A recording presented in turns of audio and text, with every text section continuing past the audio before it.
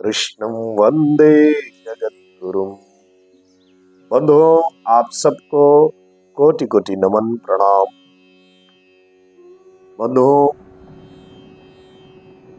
आज एक ऐसे विषय पर चर्चा करेंगे हम सब। आजकल के जो बच्चे हैं, जो यंग जनरेशन है, जो कुछ पढ़े लिखे हैं, अक्सर ये प्रश्न करते रहते हैं कि भगवान सर्वत्र है, धर्मशास्त्रों में कहा गया है, फिर मंदिर जाने की क्या आवश्यकता है। ये हम सब गुरुओं को, ब्राह्मणों को, बहुत सारे ऐसे बच्चे हैं, वो सब प्रश्न करते हैं या अपने माता पिता से भी प्रश्न करते हैं। माता पिता कहें किसी दिन कि आज आपका जन्मदिन है, मंदिर चलते हैं, तो बच्चे यही कहते हैं कि हरि व्यापक सर्वत्र समाना, प्रेम ते होय प्रकट में जाना।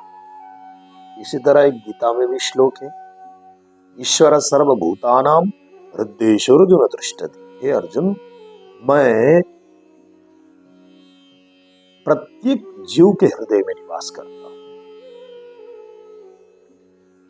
तो क्या भगवान सर्वत्र है, हर जगह है, मंदिर जाने की आवश्यकता नहीं है?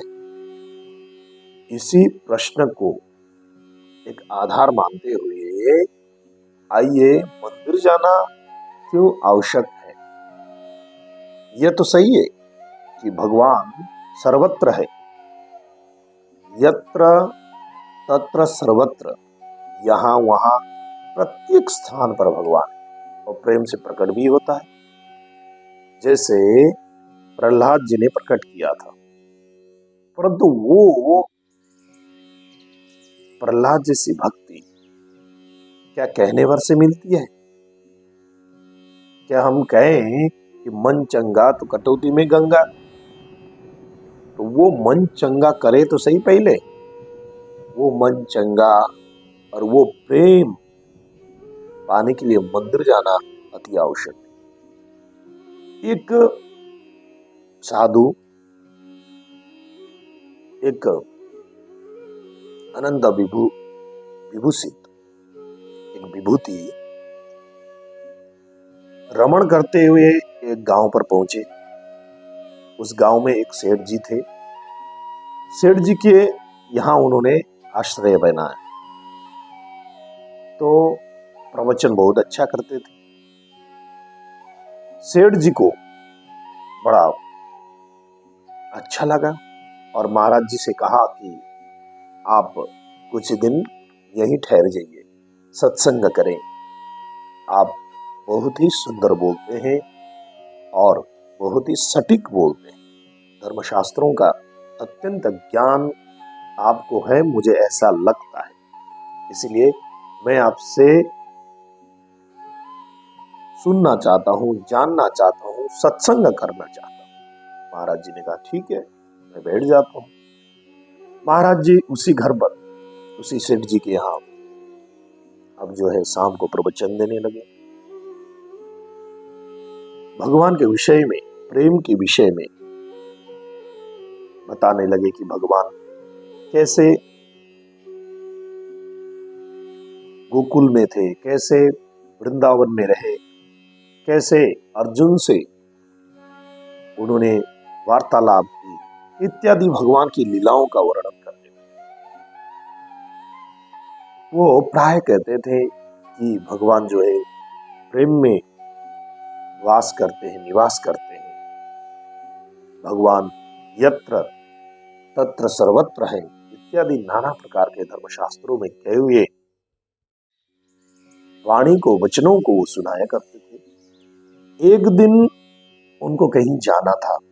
सेठ जी से आज्ञा ली। उन्होंने कहा, सेठ जी मैं कहीं होकर आता हूं, मुझे उस फला जगह पर जाना है। तो सेठ जी ने कहा बिल्कुल इसमें पूछने की क्या बात है महाराज, आपको जहाँ जाना है जाइए, मैं ड्राइवर को बोल देता हूँ गाड़ी लेकर चले जाइए। महाराज जी ने कहा नहीं नहीं, जरूरत नहीं उसकी। सेठ जी माने नहीं, नहीं आपको ऐसे जाने नहीं दूंगा। ड्राइवर को बुलाया और सेठ जी ने कहा महाराज जी जहाँ जाना चाहते हैं, जितने दिन के लिए जाना चाहते हैं तुम साथ में रहो, और वो जहां भी कहे वहां इनको पहुंचाओ। अब जो है महाराज जी पिछली सीट पर बैठ गए, ड्राइवर आगे वार्तालाप करते हुए जा रहे थे। महाराज जी ने कहा कि ड्राइवर साहब थोड़ी दूर आगे जो है रास्ते में ही भगवान का प्रसिद्ध मंदिर है, वहां पर आप गाड़ी रोक दीजिएगा, मैं दर्शन कर लूं। तब वो मूर्ख ड्राइवर ने कहा कि महाराज आप तो कहते हैं कि भगवान प्रत्येक स्थान पर है, तो फिर मंदिर जाकर दर्शन करने की क्या जरूरत है? आप तो पाखंडी है, इसका मतलब आप वहां कुछ और बता रहे हैं, यहाँ दर्शन के लिए रोकने के लिए कह रहे हैं। ऐसा नहीं होगा, मैं रोकूंगा नहीं। तब मंदिर के समीप भी महाराज ने कहा कि रोको, इसके विषय में मैं आपसे बात करूंगा, वार्तालाप होगा आपके इस विषय में आपसे। आप पहले गाड़ी तो रोको। ड्राइवर माना नहीं, गाड़ी लेकर आगे बढ़ा।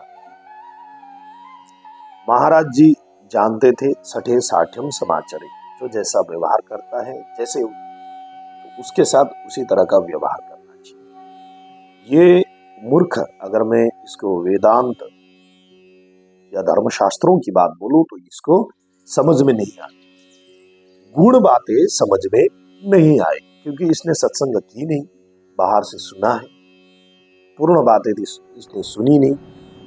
अब उसको उसी के भाषा में समझाना अति आवश्यक है, तभी ये समझेगा। महाराज जी ने अपने प्रताप से जिधर जिस साइड पर वो बैठे थे उसी साइड का पीछे वाला जो है पहिया पंक्चर करा दिया। अब तो ड्राइवर साहब ने गाड़ी रोकी, देखा पंक्चर हो गया, तो महाराज जी से कहा कि महाराज आप कृपया गाड़ी से उतर जाइए, मैं थोड़ा ये पंक्चर ठीक करके हवा मार के हवा लगा के आ जाता हूँ। महाराज जी ने कहा इसमें उतरने की क्या जरूरत है, ऐसे गाड़ी ले चलो। बोला नहीं, आपके भार से अंदर की जो ट्यूब है वो कट सकती है, आप उतर जाइए। तब महाराज जी ने उस ड्राइवर से कहा कि बेटा तुम्हें हवा ही तो भरवाना है, तो हवा तो प्रत्येक स्थान पर है, कहीं पर भी भरा लो, क्या जरूरत है? तब ड्राइवर ने कहा आप सब नहीं जानते, गाड़ी पहली बार देखी होगी आपने, ये हवा भराने के लिए एक निश्चित स्थान होता है, उस स्थान पर जाकर ही हवा भराया जा सकता है।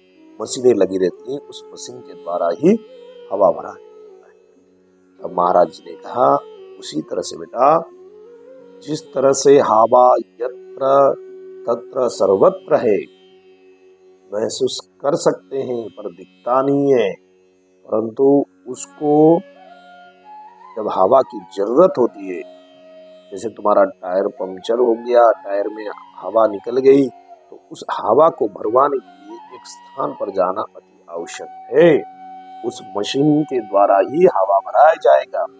उसी तरह से भगवान तो सर्वत्र है, परंतु वो प्रेम, वो सद्भावना, वो शक्ति, वो पॉजिटिविटी, वो सकारात्मक पाने के लिए मंदिर जाना अति आवश्यक है। उसी मंदिर में जाकर हम ध्यान करें, उस ऊर्जा को अर्जित करें, वो पॉजिटिविटी अर्जित करें, वो और कहीं नहीं मिल सकता। हमारे ऋषि महर्षियों ने,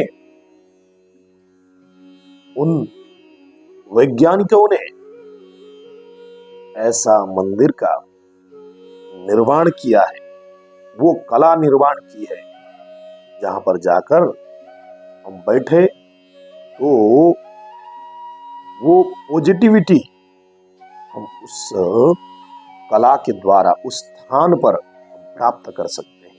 वो पॉजिटिविटी, वो सकारात्मक पाकर, वो ऊर्जा पाकर हम उस परमात्मा को पा सकते हैं, उसके नजदीक जा सकते हैं। ये बहुत गुण वाली बात है। इसको समझने के लिए श्रीमद् भगवत गीता पढ़ना हम सबको अति आवश्यक है। बंधुओं, हम सब श्रीमद् भगवत गीता को पढ़ें। छोटे से 2-4 वीडियो बनाकर इतनी गुण बातें करना कोई खेल नहीं है कि हम 2-4 वीडियो बनाकर इतनी गुण बातें कह सके। नहीं हो सकता जब तक हम सब श्रीमद् भगवत गीता पढ़ न ले। भले ही हम ऐसे वीडियो बहुत सारे देखते जाएं या कथाएं सुनते जाएं, कुछ होने वाला नहीं है। जब तक हम स्वयं श्रीमद् भगवत गीता को पढ़ न ले, मनन चिंतन एवं धारण न कर ले, तब तक उस गुण को पहचानना बड़ा मुश्किल, कठिन। बंधु, मैं आशा करता हूं आप सब श्रीमद् भगवत गीता को अवश्य पढ़ेंगे, समझेंगे, मनन चिंतन एवं धारण करेंगे। और ये भी आशा करता हूं आप सब मेरे इस चैनल को सब्सक्राइब करें और लाइक, कमेंट भी, शेयर भी जरूर करें। जय श्री राम।